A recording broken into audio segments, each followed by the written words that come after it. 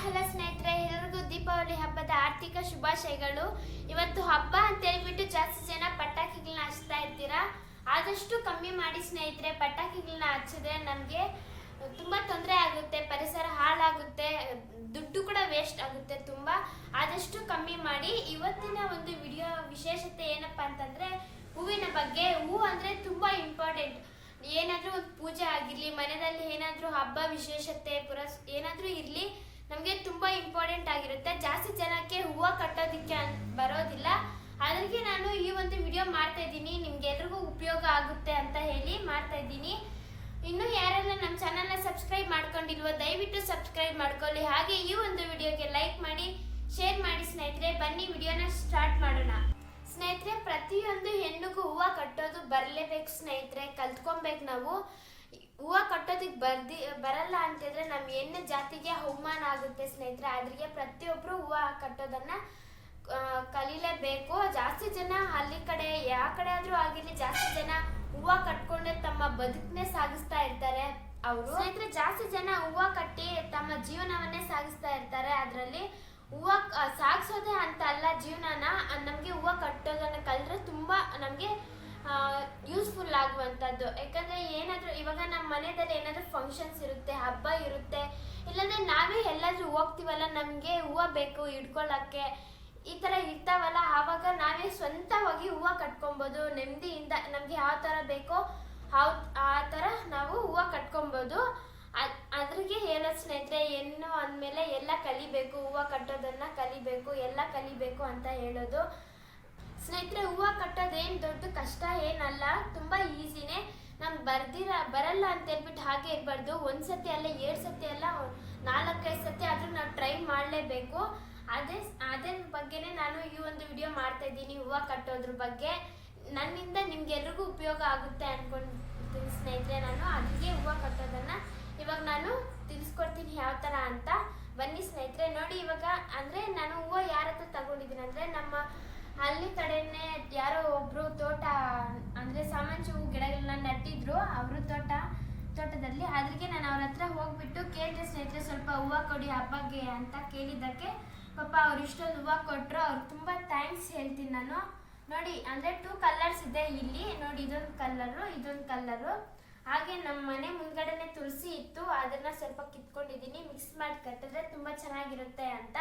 ತುಳಸಿನ ಹಾಕಿ ಕಟ್ಟಿದ್ರೆ ತುಂಬ ಒಳ್ಳೇದು ಅಂತ ಹೇಳ್ತಾರೆ ನಮ್ಮ ದೊಡ್ಡವರು.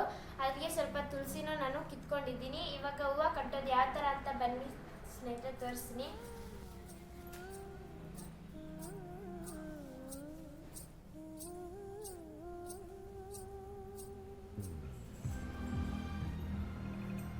ನೋಡಿ, ಫಸ್ಟ್ ಈ ಥರ ದಾರ ಎತ್ಕೊಂಡಿದ್ದೀನಿ ನಾನು. ಫಸ್ಟ್ ಈ ಥರ ಗಂಟು ಹಾಕ್ಕೊಬೇಕು ನಾವು, ಯಾಕಂದರೆ ಹೂವು ಏನು ಉದ್ರಲ್ಲ. ನೋಡಿ, ಈ ಥರ ಚಿಕ್ಕದಾಗಿ ಒಂದು ಸ್ವಲ್ಪ ಗಂಟು ಹಾಕ್ಕೊಂಡಿದ್ದೀನಿ. ಹಾಗೆ ನೋಡಿ, ಇವಾಗ ಮಿಕ್ಸ್ ಮಾಡ್ಕೊತೀನಿ. ಯಾಕಂದರೆ ಹೂವು ಜಾಸ್ತಿ ಇದೆ ಎಲ್ಲೋ, ಅದ್ರಿಗೆ ಇದು ಅಲ್ಲಲ್ಲಿ ಸ್ವಲ್ಪ ನಾವು ಮಿಕ್ಸ್ ಮಾಡಿಕೊಂಡ್ರೆ ತುಂಬ ಚೆನ್ನಾಗಿ ಕಾಣಿಸುತ್ತೆ ನೋಡಿ, ಈ ಥರ 7 ಹೂವು ಹಾಕ್ಕೊಂಡು ಈ ಥರ ನೋಡಿ, ಫಸ್ಟ್ ಈ ಥರ ಒಂದು ಟಿಕ್ ಹಾಕ್ಕೊಂಡು, ಮತ್ತೆ ಇನ್ನೂ ಒಂದು ಸತಿ ಫಸ್ಟಲ್ಲಿ ಕಟ್ಟೋವಾಗ 1-2-3 ಸತಿ ಈ ಥರ ಟಿಕ್ ಹಾಕ್ಕೊಂಡು, ಹಾಗೆ ಮತ್ತೆ ಈ ಥರ ಕೈ ಇರುತ್ತಲ್ಲ, ಈ ಥರ ಬಂದು ಹೂವನ್ನ ಈ ಥರ ಒಳಗಡೆ ದಾರ ಒಳಗಡೆ ಈ ಥರ ಅಂದರೆ ಸಾಕು ಸ್ನೇಹಿತರೆ. ತುಂಬ ಈಸಿ ಹೂವು ಕಟ್ಟೋದು. ಮತ್ತೆ ಇನ್ನೂ ಒಂದು ಸತಿ ನೋಡ್ಕೊಳ್ಳಿ ಸ್ನೇಹಿತರೆ. ನೋಡಿ, ಈ ಥರ ಹೂವು ಇಟ್ಕೊಂಡು ಈ ಥರ ದಾರನ ಈ ಥರ ಮಾಡಿ ನೋಡಿ, ಈ ಥರ ಇರುತ್ತಲ್ಲ, ಕೈ ಈ ಥರ ಇರುತ್ತಲ್ಲ ನಮ್ಮದು, ಈ ಥರ ತಗೊಂಡು ಈ ಥರ ಹೂವು ಒಳಗಡೆ ಈ ಥರ ಸೇರಿಸೋದು. ಇಷ್ಟೇ ಸ್ನೇಹಿತರೆ, ಹೂವು ಕಟ್ಟೋದು ತುಂಬ ಈಸಿ. ನೋಡಿ, ಇವಾಗ ಈ ಹೂವು ಹಾಕಿದ್ದೀನಿ. ಇವಾಗ ಯೆಲ್ಲೋ ಕಲರ್ ಹೂವು ಹಾಕೋಣ. ನೋಡಿ, ಈ ಥರ ದಾರ ಈ ಥರ ಹಾಕ್ಕೊಂಡು ಈ ಥರ ನೋಡಿ, ಈ ಥರ ಅಷ್ಟೇ.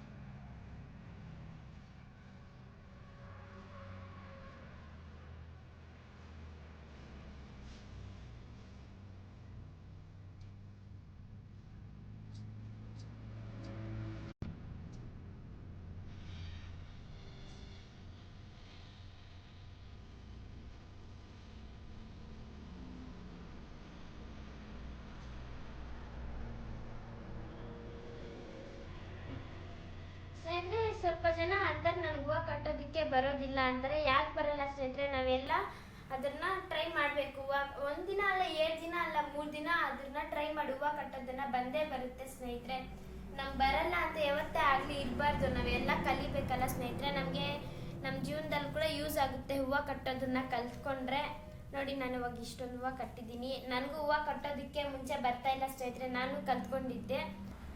ಹೂವು ಕಟ್ಟೋರು ಅಂದರೆ ಆ ಹೂವು ಅಂಗಡಿಗೆ ಇಟ್ಕೊಂಡಿರ್ತಾರೆ ನೋಡಿ ಸ್ನೇಹಿತರೆ, ಅವರು ತುಂಬ ಶ್ರೀಮಂತರು ಆಗ್ಬೋದು. ಯಾಕಂದರೆ ಅದರಲ್ಲಿ ತುಂಬ ಬೆನಿಫಿಟ್ ಇರುತ್ತೆ. ನಮಗೆ ಹಬ್ಬಗೆಲ್ಲ ಏನಾದರೂ ಇರ್ತಾವಲ್ಲ, ಅವಾಗ ನಮಗೆ ಅವ್ರಿಗೆ ತುಂಬ ಬೆನಿಫಿಟ್ ಇರುತ್ತೆ. ನೋಡಿ ಸ್ನೇಹಿತರೆ, ಇವಾಗ ಇಷ್ಟೊಂದು ಹೂವು ಇದೆಯಲ್ಲ, ಇದು ಎಷ್ಟಾಗುತ್ತೆ ಅಂತ ನಾನು ನೋಡೋಣ. ಲಾಸ್ಟಲ್ಲಿ ತೋರಿಸ್ತೀನಿ ನಾನು ಎಷ್ಟು ಹೂವು ಆಗುತ್ತೆ, ಎಷ್ಟು ಮೊಳ ಆಗುತ್ತೆ ಅಂತ. ಅದಕ್ಕೆ ಸ್ನೇಹಿತರೆ, ಹೂವು ಕಟ್ಟೋದನ್ನ ನಾವು ಕಲೀಲೇಬೇಕು. ನಮ್ಮ ಲೈಫ್ ಯಾವ ಥರ ಇರುತ್ತೆ ಅಂತ ನಮ್ಗೆ ಗೊತ್ತಾಗೋದೇ ಇಲ್ಲ. ಅದಕ್ಕೆ ಹೂವು ಕಟ್ಟೋದನ್ನ ಕಲ್ತ್ಕೊಂಡ್ರೆ ಏನೋ ನಾವು ಇರೋಷ್ಟು ಕಾಲ ಏನಾದ್ರು ಗಂಜಿ ಕುಡ್ಕೊಂಡಾದ್ರೂ ಇರ್ಬೋದಲ್ಲ ಹೂವು ಕಟ್ಕೊಂಡು. ಜಾಸ್ತಿ ಜನ ನಮ್ಮೂರಲ್ಲೇ ಹೇಳ್ತೀನಿ ಸ್ನೇಹಿತರೆ, ನಮ್ಮೂರಲ್ಲಿ ಜಾಸ್ತಿ ಜನ ಅಂದರೆ ಒಂದು 3/4 ಭಾಗ ಹೂವು ಕಟ್ಕೊಂಡೇ ಅವರ ಜೀವನವನ್ನ ಸಾಗಿಸ್ತಾ ಇದ್ದಾರೆ ಸ್ನೇಹಿತರೆ. ನಾನು ಅವ್ರ ಹತ್ರನೇ ಹೋಗ್ಬಿಟ್ಟು ಹೂವು ಕಲ್ತ್ಕೊಂಡಿದ್ದು ಹೂವು ಕಟ್ಟೋದನ್ನ. ಅದ್ರಿಗೆ ನೀವು ಕಲೀರಿ ಸ್ನೇಹಿತರೆ. 1 ದಿನ ಅಲ್ಲ, 7 ದಿನ ಅಲ್ಲ, ಹೂವು ಕಟ್ಟೋದನ್ನ ಕಲೀರಿ. ತುಂಬ ಈಸಿ ಸ್ನೇಹಿತರೆ ಹೂವು ಕಟ್ಟೋದು. ಏನು ದೊಡ್ಡ ಕಷ್ಟ ಏನಲ್ಲ, ತುಂಬಾ ಈಸಿ ಸ್ನೇಹಿತರೆ. ಹೂವು ಎಲ್ಲಿ ಸಿಗುತ್ತಪ್ಪ ಅಂತ ಅನ್ಕೊಂಬೇಡ್ರಿ. ಇವಾಗ ನಿಮ್ಮ ಊರಲ್ಲಿ ಎಲ್ಲಾದರೂ ಹೂ ತೋಟಗಳಿರ್ತಾವಲ್ಲ, ಅವ್ರ ಹತ್ರ ಹೋಗಿ ಸ್ವಲ್ಪ ಹೂವು ಕೊಡಿ ಅಂತ ಕೇಳಿದ್ರೆ ಅವರು ಖಂಡಿತ ಕೊಟ್ಟೆ ಕೊಡ್ತಾರೆ ಸ್ನೇಹಿತರೆ. ನಾವು ದಿನಾಗ್ಲೂ ಹೋಗಿ ಕೇಳಬಾರ್ದು. ಯಾವತ್ತೋ ಒಂದು ದಿನ ಕೇಳಿದ್ರೆ ಅವರು ಅಯ್ಯೋ ಯಾವತ್ತೋ ಒಂದು ದಿನ ಬಂದು ಕೇಳಿದಾರಪ್ಪ ಅಂತ ಹೇಳಿ ಅವ್ರು ಕೊಟ್ಟೆ ಕೊಡ್ತಾರೆ. ನೋಡಿ ಇವಾಗ ನೋಡಿ, ನಾನು ಇವಾಗ ಇಷ್ಟೊಂದು ಹೂವು ಕಟ್ಟಿದ್ದೀನಿ ನೋಡಿ, ಈ ಥರ ಕಟ್ಕೊಬೋದು.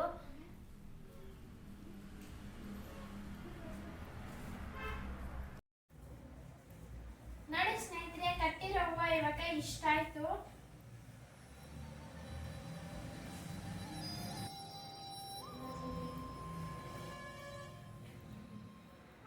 ನೋಡಿ ಸ್ನೇಹಿತರೆ, ಆವಾಗಲೇ ನೋಡಿದ್ದಕ್ಕೆ ಸ್ವಲ್ಪ ಹೂವು ಆಯ್ತು. ನೋಡಿ, ಕಟ್ಟಿದ್ದಕ್ಕೆ ಇಷ್ಟ ಆಯ್ತು. ಅಂದಾಜಿಗೆ ನಿಮ್ಗೆ ಎಷ್ಟು ಮೊಳ ಇರುತ್ತೆ ಅಂತ ಕಾಮೆಂಟ್ ಬಾಕ್ಸಲ್ಲಿ ಕಾಮೆಂಟ್ ಮಾಡಿ ಸ್ನೇಹಿತರೆ. ಬಾರ ಥರ ಅದೇ ಇಟ್ಕೊಂಡು ನೋಡ್ತಾರಲ್ಲ ಸ್ನೇಹಿತರೆ, ಹೂವು ಅಂಗಡಿದಲ್ಲಿ ಈ ಥರ ಕೈಗೆ ಇಟ್ಕೊಟ್ಟು ನೋಡ್ತಾರಲ್ಲ, ಆ ಥರ ನನಗೆ ಬರೋದಿಲ್ಲ.